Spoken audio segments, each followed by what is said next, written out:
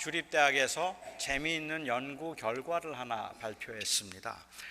부부지간에 살다 보면 서로 화가 날 때가 좀 많이 있잖아요. 그래서 싸울 때도 있고 화날 때가 많은데, 화가 나지만 표현을 하지 않고 꾹 참으려고 한 아내의 경우, 그 속에 있는 분노를 자주 표출한 이 사람들보다 심장병에 걸릴 확률이 훨씬 더 높답니다. 그러니까 참으면 심장병에 걸릴 수 있습니다. 반면에 아내가 자주 분노를 표출한 경우에는 남편이 심장병에 걸릴 확률이 훨씬 높았습니다. 이 연구 결과를 간단하게 말하면 부부지간에 내가 참으면 내가 병들고 내가 안 참으면 상대방이 병듭니다. 남편을 먼저 편하게 쉬게 해드리는 방법을 제가 가르쳐드렸다고 좋아하는 분들이 없기를 바랍니다. 분노는 인류 역사의 시작부터 있었던 문제이지만 현대인들에게 있어서 훨씬 더 두드러져 보이는 것은 그것은 현대인들은 분노를 잘 억제하지 못한다는 것입니다. 제가 전형적인 예를 하나 소개해 드릴게요. 저스틴 존 보들린이라고 하는 이 27살 단 청년이 있었습니다. 이 청년은 평소에는 굉장히 소심하기도 하고 굉장히 얌전한 사람인데, 자기의 마음속에 울컥하고 솟아오르는 그 분노를 자제할 수가 없어서 너무 힘이 들었습니다. 그냥 갑자기 화가 나는 겁니다. 그래서 이 분노를 다스리는 방법에 대한 클래스를 하나 신청하고 수업을 들었습니다. 그날도 수업을 들으러 가는 길이었는데 버스 정류장에 앉아서 버스를 기다리는데 옆에 있던 여자가 취하는 그 행동들이 갑자기 너무 못마땅한 겁니다. 책을 넘기는데 너무 시끄럽게, 책을 뒤적거리는 소리도 너무 시끄럽고 듣기가 싫었고, 자기보다 더 많이 자리를 차지하고 있는 것도 언짢았습니다. 갑자기 화가 났어요. 그래서 조금 책을 좀 조용히 보라고 하면서 옆으로 좀 가달라고 그렇게 정중하게 부탁을 했습니다. 근데 그냥 가면 될 것을 자기를 쳐다보면서 가는데 꼭 자기를 무시하고 있는 것 같았습니다. 너무 기분이 나빠서 왜 나를 째려보느냐고 여자의 얼굴을 주먹으로 때렸습니다. 곁에서 보고 있던 노인이 뭐 하는 짓이냐고 말려고 하니까 이 보든이라는 청년이 자기가 들고 있던 그 폴더로 그 노인의 머리를 세게 때리고는 집어 던지고 그냥 자리를 피했습니다. 이 폴더는 분노 다스리기 수업 시간에 나누어준 강의안이었는데요, 그가 놓고 간 그 강의안 때문에 그는 나중에 결국 체포가 되었습니다. 평소에는 그렇지 않았는데 갑자기 생기는 그 분노를 폭발하지 못해서 범하는 실수의 전형적인 예로 이 보든의 이야기를 종종 사람들은 말하기도 합니다. 그냥 모든 게 다 못마땅하고 어디엔가 풀지 않으면 폭발할 것 같은 분노를 경험해 보신 분들 계십니까? 분노가 얼마나 해롭고 얼마나 위험한 것인가 누구나 잘 알고 있습니다. 그 원인이 호르몬 분비 장애이든 아니면 스트레스이든 혹은 특정한 사람이나 사건이든 현대인들은 유난히 이 분노가 심각한 문제라고 생각을 하면서 살고 있고, 자기 자신도 이 분노 때문에 분노를 억제하지 못하기 때문에 때로는 이 실수를 할 것 같기도 하고, 때로는 그냥 못 참아서 그래서 어려워하는 경우들도 있습니다. 그래서 사실은 오늘 본문 말씀이 굉장히 의아스럽습니다. 한글 성경에는 분을 내어도 죄를 짓지 말라고 번역이 되어 있고, 영어 NIV 성경에서도 In your anger do not sin 이라고 이렇게 번역되어 있어서 마치 화를 내더라도 좀 정도껏 내라거나 아니면 화가 나는 것이 어쩔 수 없는 것이라서 이 분냄이 죄가 되는 건 아니지만 화가 나더라도 행동으로 옮기지 말라는 의미로 이해하기가 쉽습니다. 헬라어 원문에서는 이중 명령문으로 되어 있기 때문에 사실은 그 의미가 영어 성경이나 한글 성경보다 더 난해합니다. 그래서 이것을 좀 직역을 하자면 분을 내라, 그리고 죄를 짓지 말라입니다. 그래서 아마 다른 영어 성경을 보시면 be angry and do not sin 이렇게 번역된 것을 보실 때가 있을 겁니다. 이게 어떻게 보면 직역이에요. 헬라 원어의 직역은 분을 내라, 그리고 죄를 짓지 말라입니다. 분을 내라는 것을 명령으로 말씀하셨다는 것이 흥미롭습니다. 화를 내야 한다는 말입니다. 화를 참는 것은 본인의 건강상 안 좋은 것이기 때문에 화를 내어서 속에 있는 것을 풀라는 말씀이 아닙니다. 그렇다면 명령문으로 기록하지 않았을 겁니다. 화가 나는 것은 어쩔 수 없는 일이니까 화를 내도 좋다는 의미로 보기도 어렵습니다. 그러니까 화를 내는 것은 자체는 죄가 아니다 이렇게 보기도 어렵다는 말입니다. 4장 31절을 보면 바울은 노함과 분냄을 죄로 규정해서 말하고 있습니다. 31절 한번 볼까요? 4장 31절은 이렇게 되어 있습니다. 너희는 모든 악독과 노함과 분냄과 떠드는 것과 비방하는 것을 모든 악의와 함께 버리라. 그래서 이 노함과 분냄은 죄가 된다고 이야기를 했고 그것을 피하라고 했어요. 분냄은 우리가 피해야 할 죄입니다. 그래서 제가 이해하기에는 이 31절에서 말하고 있는 이 분냄과 26절에서 말하고 있는 이 분냄이 비록 같은 단어를 사용하고 있기는 하지만 다른 종류의 분노이겠다 싶습니다. 그러니까 오늘 본문의 분은 그냥 모든 종류의 분노를 이야기해서 건강상 안 좋으니까 화가 나면 화를 내 이런 말이 아니라는 거죠. 여기에서 말하고 있는 분노는 사실은 정당한 분노입니다. 가장 쉽게 생각해 볼 수 있는 것이 의분이고 그리고 공분입니다. 예수님께서는 당시의 바리새인들과 종교 지도자들을 향해서 독사의 자식들이라고 했습니다. 주님께서 화를 내시는 법이 없기 때문에 화를 내는 게 죄이기 때문에 그냥 생글생글 웃으시면서 너희는 독사의 자식들이야 이렇게 말씀하지 않으셨을 겁니다. 아마도 분노에 불타는 눈으로 그 말씀을 하시지 않았겠습니까? 너무 답답하고 화가 나서 그리하지 않으셨겠습니까? 주님이 성전에 들어가셨다가 성전에서 물건을 파는 장사꾼들을 보시고 채찍을 들어서 그들을 내치시고 상을 뒤집어 엎으셨습니다. 성전을 강도의 소굴 그리고 강도의 소굴로 만드는 사람들을 향한 분노 때문이었습니다. 아마도 주님께서 그 상을 뒤집어 엎으시고 채찍을 들어서 사람들을 막 내쫓으실 때 그때 누군가가 주님을 보고 주님 그렇게 화내지 마시고 좀 차근차근 말로 하세요. 말로 진정하세요. 주님 흥분하지 말고 좀 차분히 말로 합시다라고 이렇게 주님을 말리고 싶을 만큼 주님의 표정에는 그리고 주님의 행동에는 분노가 있었을 겁니다. 우리는 이것을 의분이라고 부릅니다. 저는 솔직히 오늘날 이 세상이 잘못되어 가고 있는데도 분노하지 않는 것은 온유하기 때문에 그런 것이 아니라 비겁해서일지도 모른다고 생각합니다. 비리가 있고 부정이 행해지는 것을 목격하고도 화가 나지 않는다면, 약하고 힘없는 사람들이 착취를 당하고 있는 모습을 보면서도 마음에 분노가 느껴지지 않는다면, 무례함과 태만함 때문에 여러 사람들이 피해를 입고 있는데도 분이 생기지 않는다면 그건 불의하거나 비겁하거나 아니면 병든 것이 아니겠습니까? 좋은 게 좋다고 쉬쉬하면서 그냥 불의 앞에서 생글거리고 있는 그 생글거리는 웃음을 잃지 않고 있는 모습이 그리스도인들이 추구하는 모습은 아닐 겁니다. 아무리 불의가 행해진다 할지라도 우리는 웃음을 잃지 말아야 되기 때문에, 분노하지 말아야 되기 때문에 언제나 웃는 얼굴로 이거 왜 이러십니까? 왜 이러십니까? 라고 그냥 항상 좋고 온화하게 말하고 있는 모습이 그리스도인들이 추구하고 있는 그러한 모습은 아니라는 말입니다. 잘못된 것을 보면 분이 나는 게 당연합니다. 그런 의미에서라면 오늘 본문이 그런 의분을 말하고 있다는데 저는 동의할 수 있습니다. 특히 이 말씀을 지난주에 저희가 살펴보았던 이전의 말씀과 연관시켜서 생각해 볼 때에, 너희는 거짓말을 버리고 참된 것을 말하라고 했다면 교회 안에서 참된 것을 말하지 않고 거짓을 말하고 있는데 울분이 생기지 않는 게 그게 병든 거 아닙니까?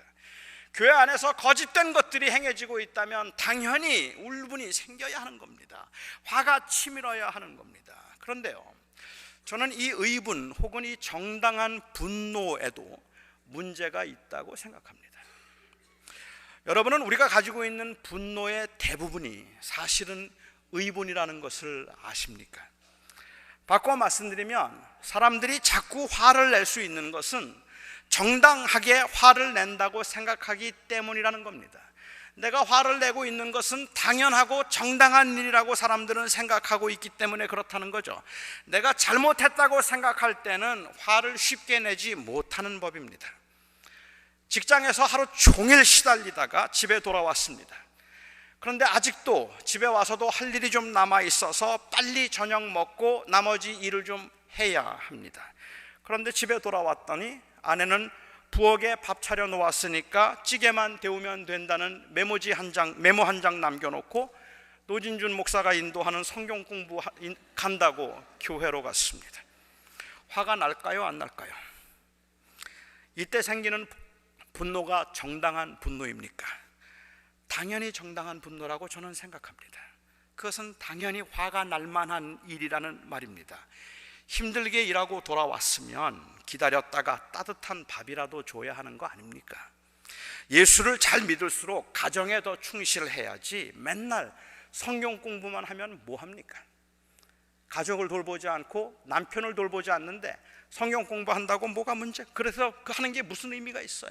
그 목사도 문제가 있어요. 왜 주중에 성경 공부는 자꾸 하느냐는 말이에요.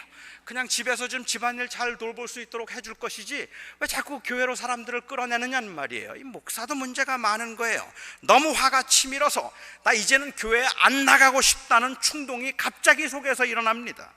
10시가 다 되어서 들어오는 아내에게 집에는 왜 들어오느냐고 교회 가서 살라고 소리를 칩니다.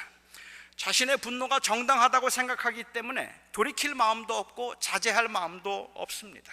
그래서 당장 나가서 교회 가서 살라고 야단을 치고 소리를 지릅니다. 아내는 어떻습니까? 매일 집에서 아이들 뒤치다꺼리하고 집안일만 하다 보면 자신이 다른 사람들에 비해서 뒤처지는 것 같고 도대체가 즐거움이 없습니다. 무엇라도 좀 더 배우고 사람들을 만나야 살 것 같다는 말입니다. 일주일에 한 번 성경 공부 나가서 연예인처럼 생긴 목사에게 말씀을 배우는 게 그나마 즐거움이에요. 그게 그냥 그나마 힘이 되고 그게 즐겁단 말입니다. 그래서 아침에 오늘은 내가 성경 공부를 가야 하니까 좀 일찍 들어오라고 당부를 했었습니다. 맛있는 음식을 만들어 주어도 맛있다는 말 한마디 없이 그냥 신문만 들쩍거리면서 성의 없이 먹었기 때문에 무엇을 해주든지 상관없을 줄 알았습니다. 그럼에도 눈치가 보여서 할 수 있는 만큼 다 준비해놓고 남편 기다리다가 저녁 시간이 다 훨씬 지나서 늦게 교회에 갔는데 남들 다 친교할 때에 교인들과 인사도 제대로 못하고 허겁지겁 집으로 왔는데 집에 도착하자마자 남편이 나가라고 교회 가서 살라고 소리를 지릅니다. 너무 화가 나서 왜 소리를 지르냐고 네가 나가라고 오히려 소리를 질렀습니다. 정당한 분노입니까? 정당하다고 저는 생각합니다. 당연히 화를 낼만 하다는 말입니다. 화를 내는 사람들은 다 낼 만한 정당한 이유가 있다고 생각합니다. 아니면 억지로라도 정당한 이유를 만들고 싶어 하죠. 그러니까 엄밀히 이 정당한 분노와 그리고 부당한 분노의 구분도 너무 애매해서 정당한 분노는 괜찮고 부당한 분노는 안 된다고 말하는 것도 언제나 맞는 말은 아닙니다. 정의에 많은 함정이 있다는 사실을 인정한다면 이 정당해 보이는 분노나 의분도 위험할 수 있음을 인정해야 할 것입니다. 저는 이 정당한 분노, 특히 의분은 마땅하다고 생각하면서도 반드시 해야 돼서 명령으로 말할 만큼 be angry, 화를 내라고 명할 만큼 그렇게 정당한 것이라고 생각하면서도 우리의 지금 분노나 화가 정당한 것인가 정당하지 않은 것인가 하는 것을 구분하거나 어떤 것을 정당한 분노라고 정의해야 되는가 하는 이 문제보다는 오늘 본문에서 사도 바울께서 하신 말씀을 통해서 그것이 정당하든 부당하든 아니 정당한 경우를 저희가 염두에 두고 이야기하죠. 이 분이 나는 상황에서 그리스도인들은 어떻게 처신해야 하는가를 살펴보는 것이 조금 더 바람직하다고 생각을 합니다. 그런데 제가 이 부분에 관해서 여러분과 함께 이야기를 나누기 전에 저는 이 분노가 정당한 것이라면 하나님을 향한 그 분노조차도 정당하다고 생각하고, 그 하나님의 분노, 하나님을 향한 그 분노의 마음도 우리가 포함해서 같이 생각할 수 있겠다 생각합니다. 어떤 사람들은 오늘 본문에 나오는 말씀이 시편 4장 4절에 나오는 말씀을 염두에 두고 바울이 한 말이라고 그렇게 주장하기도 합니다. 시편 4장 4절입니다. 너희는 떨며 범죄하지 말지어다. 자리에 누워 심중에 말하고 잠잠할지어다 라고 되어 있습니다. 우리 한글 성경은 너희는 떨며 범죄하지 말지어다 라고 이렇게 되어 있고, 영어도 NIV 성경에서는 tremble and do not sin 이라고 이렇게 되어 있어요. 그런데 이 부분을 이 구약 성경의 헬라어 번역인 70인역을 보면 그 70인역에는 너희는 노여워하라 했습니다. 분내어 범죄하지 말지어다. 그래서 요즘에 유행하고 있는 ESV 버전을 보면 영어 성경에도 be angry and do not sin 이라고 해서 오늘 이 바울이 보았던 말씀하고 똑같습니다. 똑같이 되어 있는데, 우리 한글 성경에도 혹시 보시면 너희는 떨며라고 있는 그 떨며에 각주가 있어요. 그 각주를 달아서 그 마진에 풋노트로 혹은 분내어 라는 말로 되어 있다고 설명된 것을 아마 여러분들이 보실 수 있을 겁니다. 이건 아마 헬라어로 번역한 성경 때문에 그렇다고 생각하는데, 만약에 그렇다면 너희는 분내어 범죄하지 말지어다, 분을 내어도 범죄하지 말지어다, 아마도 우리 NIV 성경에 우리 한글 성경에 나와 있는 에베소서 4장 26절과 똑같은 말씀인 것 같아요. 그래서 이 말씀은 시편 4장 4절을 염두에 두고 있다고 말하는 것이 일리가 있다고 저는 생각을 합니다. 시편 4장은 개인적인 애통과 하나님을 향한 그 갈망 중에 하나님을 경험하고 노래한 시입니다. 만약에 의분이 정당한 것이라면 하나님을 향한 분노도 저는 정당하고 건강하다고 생각합니다. 세월호 참사로 수백 명이 수장이 되었는데 거기에도 하나님의 선하신 뜻이 있을 것이라는 담담함을 보이는 모습보다는 어찌 하나님께서 이 일에 침묵하셨느냐는 그 부르짖음과 원망에서 하나님을 갈망하고 의존하려는 마음을 더 절실하게 느낄 수 있기 때문입니다. 너희는 분내어 범죄하지 말고 잠잠할지어다라는 이 응답은 너무 억울하고 답답해서 분냄으로 하나님을 찾아 갈망한 사람들이 할 수 있는 고백입니다. 답답하고 어두운 이 세상을 살면서 하나님의 침묵이 정말 아무렇지도 않단 말입니까? 잘 나가던 사람이 하루아침에 주저앉게 되었는데 10년, 20년을 성실하게 일한 모든 것이 한순간에 다 무너져 내리게 되었는데, 제대로 한번 해보자고 애쓰다가 오히려 세상에 조롱거리가 되게 생겼는데, 주신 자도 하나님이시니 거두시는 자도 하나님이시라는 고백이 저절로 나옵니까? 잘 될지 잘 되지 못할지 잘 안 될지 몰라서 불안에 미치겠는데, 내가 가장 사랑하고 가장 아끼는 사람들이 아파하고 힘들어하고 있는데 정말로 하나님께서 곧 그 생명을 거두실 것 같아서 너무 불안해서 밤잠을 이루지 못하겠는데, 그것도 하나님의 뜻이라는 말이 나오느냐는 말입니다. 압니다. 머리로는 알겠는데, 수도 없이 하나님의 것이라고 고백했는데, 주신 자도 하나님이시오 거두시는 자도 하나님이시라고 고백했고, 내 생명이 하나님의 손에 있다고 고백했고, 내 삶이 하나님의 손 안에 있다고 고백을 했고, 그래서 하나님께서 거두어 가신다 할지라도 그것은 하나님의 주권적인 섭리에 속한다는 것을 알겠는데, 그래서 수없이 고백하고 확인하고 마음을 준비했는데, 그런데 하나님의 침묵이 섭섭합니다. 그런데도 그 하나님의 침묵이 서운하고 그리고 분이 납니다. 그런데 성경이 말합니다. 분을 내어라. Be angry.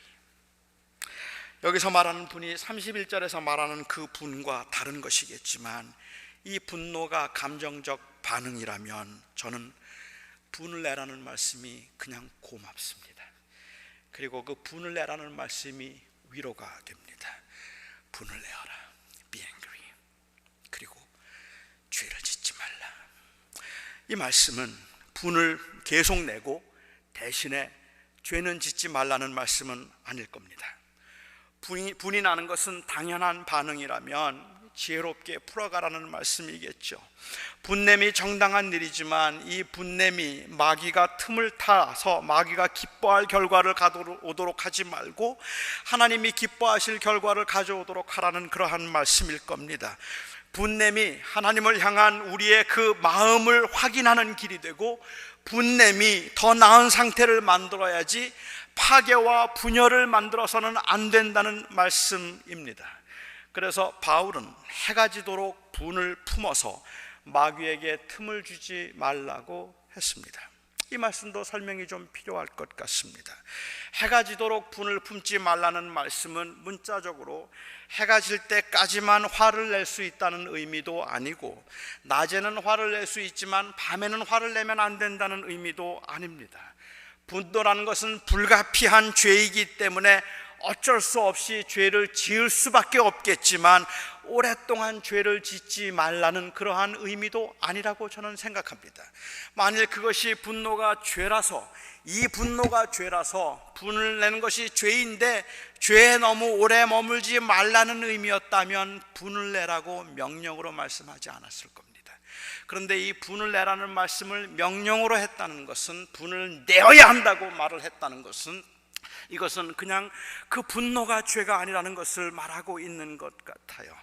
아무리 정당하고 의로운 분노라도 이 분노가 지속적으로 그 삶을 다스리게 해서는 안 된다는 의미라고 저는 이해했습니다. 그러면 마귀에게 틈을 주는 것이기 때문입니다. 우리의 분노가 하나님의 임재에 대한 갈급함에서 비롯된 것이고, 우리의 분노가 공의로운 현실에 대한 욕구에서 비롯된 것이라면 그 분노는 반드시 필요한 것입니다. 분노는 뜨거운 가슴을 의미할 테니까요. 저는 이 말씀을 지난주에 살펴본 그 참된 것을 말하라고 하는 말씀과 연관시켜서 한번 생각해 보고 싶습니다. 교회가 세속적인 것을 가르치고 세속화된다면 여러분은 분노하셔야 하는 겁니다. 타락한 곳에도 공분과 의분이 생기지 않는다면 여러분들이 변질된 겁니다. 여러분들이 병든 겁니다. 이 교회가 세속화되면, 이 교회가 잘못되면, 그리고 하나님의 영광을 드러내지 못하면 약한 자들을 착취하고 이 약한 사람들을 괴롭힌다는 것이 드러나면, 이 교회가 하나님의 말씀대로 선포하지 아니하고 세속에 의해서 사람들의 가치를 결정하고 있다는 것을 보여지면 여러분은 분노하셔야 합니다. 분노하셔야 합니다. 분노하지 않으면 변질일 겁니다. 그런데 우리가 잘 아는 것처럼 정당한 것임에도 불구하고 이 분노는 어렵지 않게 중상이 되기도 하고, 혈기로 인한 인신 공격이 되기도 하고, 다른 사람에 대한 무시와 경멸이 되기도 하고, 이 분노는 본인의 의도와는 상관없이 이용을 당하기도 하는 겁니다. 그래서 마귀에게 틈을 줄 수 있죠. 해가 지도록 분을 품지 말라는 말씀은 해가 지기 전에 분노의 죄를 회개하라는 말씀이 아닙니다. 해가 지기 전에 모든 문제를 해결하라는 그러한 말씀도 아닙니다. 예를 들면 이런 거죠. 남편이 너무 이기적이고 너무 악하게 행동합니다. 남편이 자기만 알아요. 그리고 아주 못되게 행동을 하는 걸 봅니다. 그때 분노가 생기는 건 정당합니다. 해가 지도록 분을 품지 말라는 말씀은 해가 지기 전에 남편과 담판을 벌이라는 말은 아닙니다. 이 모든 디스퓨트되고 있는 문제들을 해결하는 뜻도 아니라고 저는 생각합니다. 분을 품지 말라는 것은 그 문제를 해결하라는 뜻이 아니라 그 분노가 그 우리의 결정과 삶을 주관하도록 하지 말라는 말입니다. 그렇게 본다면 문제가 빨리 해결되지 않아서 때로는 기다려야 할 때가 있다는 말이에요. 때로는 섣불리 그냥 건드리기보다는 오히려 참고 기다려줘야 될 때도 있다는 말이에요. 분하지만 해가 지도록 분을 품지 말라는 말은 해가 지기 전에 문제를 해결하라는 말이 아니라 이 분노 중에 신앙적인 사색을 빨리 하라는 의미입니다. 신앙적인 사고를 시작하라는 말이죠. 그 분노가 건전한 자리를 잡도록 냉정하라는 것이고, 그 고백에 근거한 신앙적 사색을 하라는 말입니다. 분노는 냉정함을 통해서 승화될 필요가 있습니다.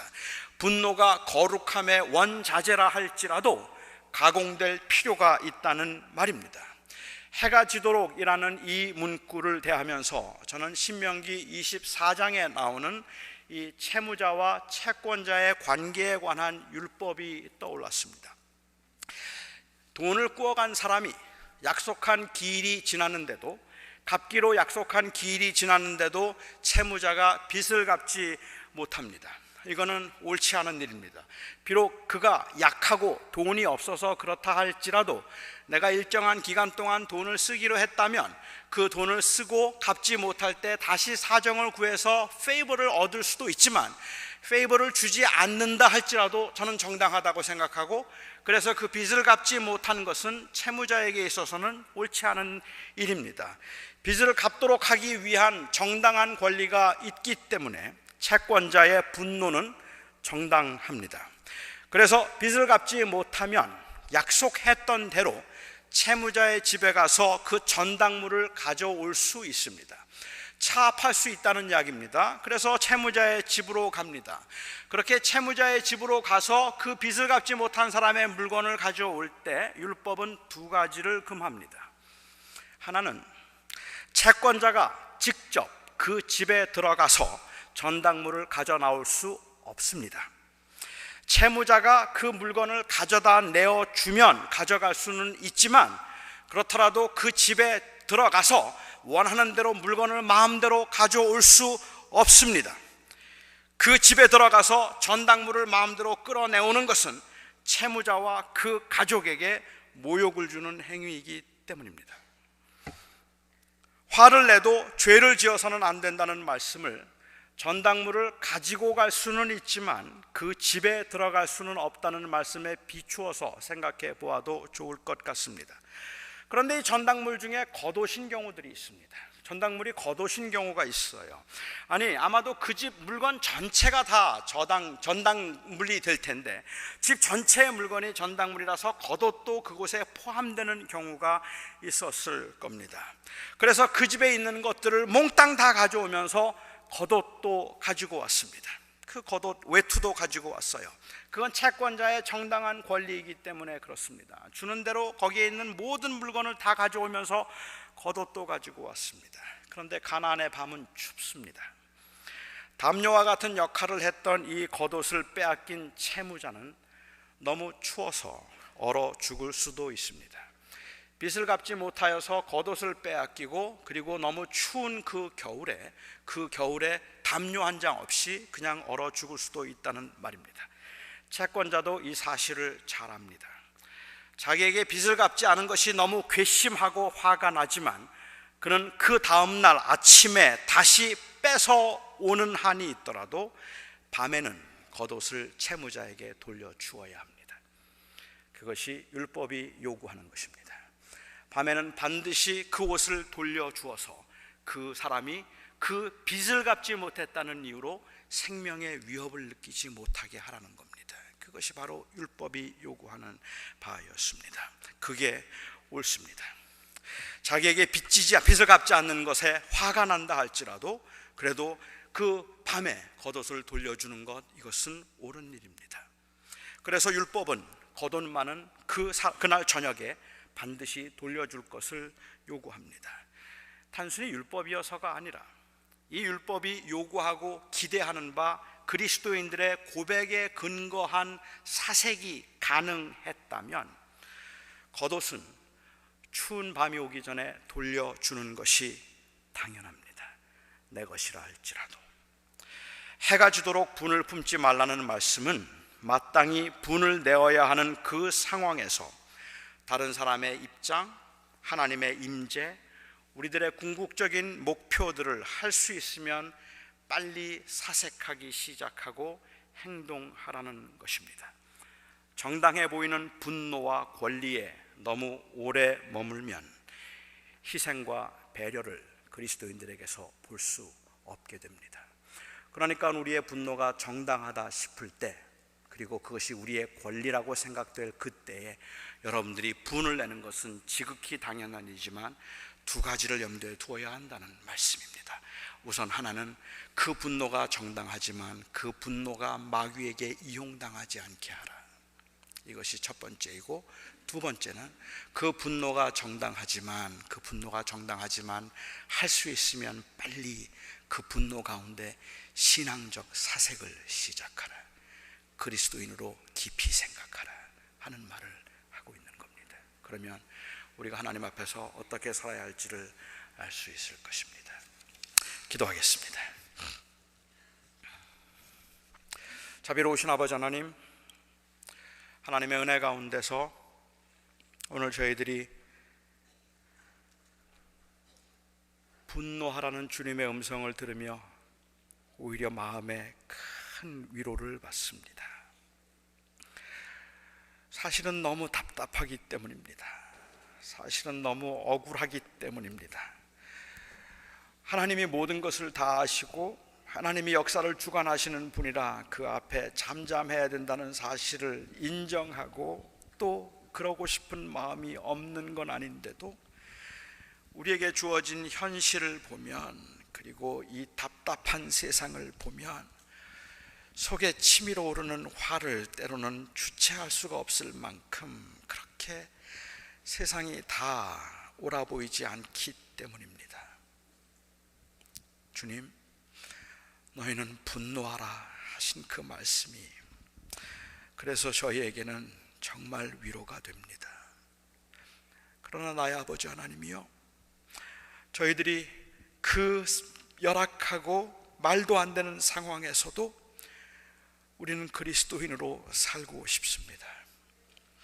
그래서 해가 지도록 분을 품지 말라고 하신 그 말씀을 우리가 오늘도 다시 한번 묵상하며 말할 수 없는 열악한 환경과 부당한 현실에서, 그리고 답답하기 이를 데 없는 그 정말 불쌍하고 또 한심한 우리의 그 삶의 처지 가운데서 우리가 그리스도인으로서의 신앙을 다시, 그 신앙인으로서의 우리 사색을 우리가 다시 시작할 수 있기를 원합니다.